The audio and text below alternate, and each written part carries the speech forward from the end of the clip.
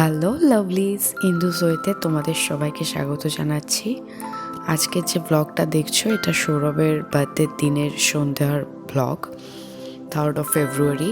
আমি সেদিনকারই সোদপুরের বাড়ি থেকে ফিরেছিলাম আর এসে দেখলাম সৌরভ তখনও ফেরেনি। সৌরভের সেদিনকার অফিস পিকনিক ছিল, তো আমি সানাকে আদর করছিলাম আর ওয়েট করছিলাম।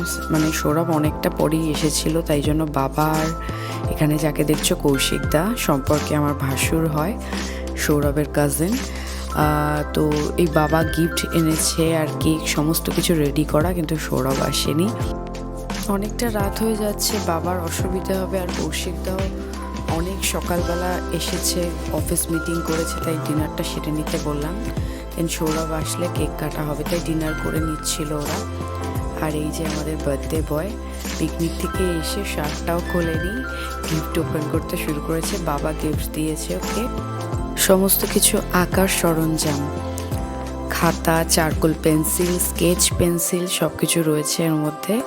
সৌরভ খুব সুন্দরই আঁকতো, বাট এখন অনেক দিন কোনো প্র্যাকটিসের মধ্যে নেই। বাট বাবা চাইছে যে মানে আবার শুরু করুক আঁকাটা। আমার জন্মদিনেও তোমরা দেখেছিলে যে সৌরভ খুব সুন্দর একটা আঁকা আমাকে দিয়েছিল উপহার হিসেবে, একটা গোলাপ। তো আমার খুবই ভালো লেগেছিলো। এবার আমি চাই ও পেন্সিল স্কেচটা আবার শুরু করুক, মানে আমরা সবাই চাই। তো আমার তো ভীষণই ভালো লেগেছে বাবার দেওয়া ওই উপহারটা। আর সৌরভের বার্থডের যে কেকটা, যেটা 7th হেভেন থেকে আমরা নিয়েছিলাম, ওই কেকটা মায়ের দেওয়া উপহার জন্মদিনে। আর বাবা এখানে এক্সপ্লেন করছিল যে দোকানে গিয়ে কি বলেছে, কোনটা বলাতে কি নিয়েছে, চারকোল পেন্সিল, স্কেচ পেন্সিল সব ইন্ডিভিজুয়ালি নেওয়া। আর ছেলের উদ্দেশ্য এটাই বলা হচ্ছিল যে সে যেন আবার আঁকাটা শুরু করে, এটা যেন মাঝপথে থামিয়ে দিয়েছে যেরকম আর না থাকে, যেটা কন্টিনিউ করে। আমিও সেটাই চাই। তো যখন সত্যি সত্যি আঁকা স্টার্ট করবে আমার সত্যি আরও ভালো লাগবে।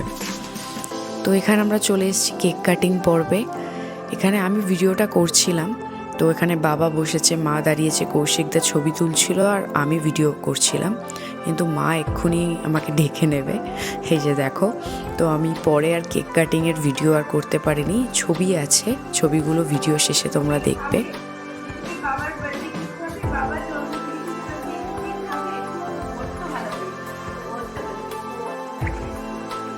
কি সুন্দর, কেমন লাগছে সানাপুরিকে?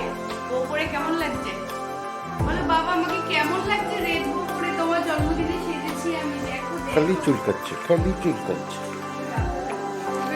খালি চুলকাচ্ছে। ওটা কিন্তু পায়ের ওটা বেড়ে গেছে।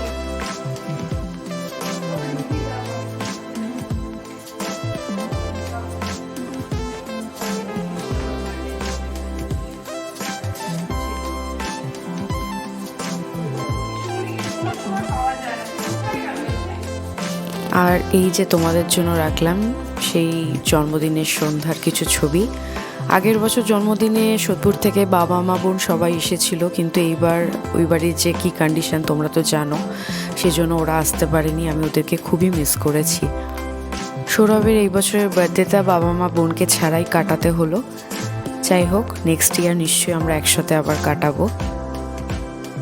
আর এখানে সৌরভের ছোটোবেলার কিছু ছবি এবং নানা বয়সের কিছু ছবি একসাথে করে আমি বানিয়েছিলাম ওর বার্থডে উপলক্ষে। এই যে চিনিকে কোলে নিয়ে ছবিটা, এটা মায়ের সঙ্গে। যাই হোক, সৌরভের এই জন্মদিনের ছোট্ট ভ্লগটা তোমাদের কেমন লাগলো আমাকে অবশ্যই কমেন্ট করে জানিও। যারা নতুন দেখছো তাদের যদি পছন্দ হয় প্লিজ সাবস্ক্রাইব করে দিও আর অনেক ভালোবাসা দিও। তোমাদের জন্যই আমার চ্যানেলটা একটু একটু করে গ্রো করছে, আমি সত্যি অনেক বেশি আপ্লুত। তো খুব ভালো থেকো, তোমাদের সঙ্গে দেখা হবে আবার নতুন ব্লগে। ততদিন অবধি সুস্থ থেকো, আনন্দে থেকো, টাটা।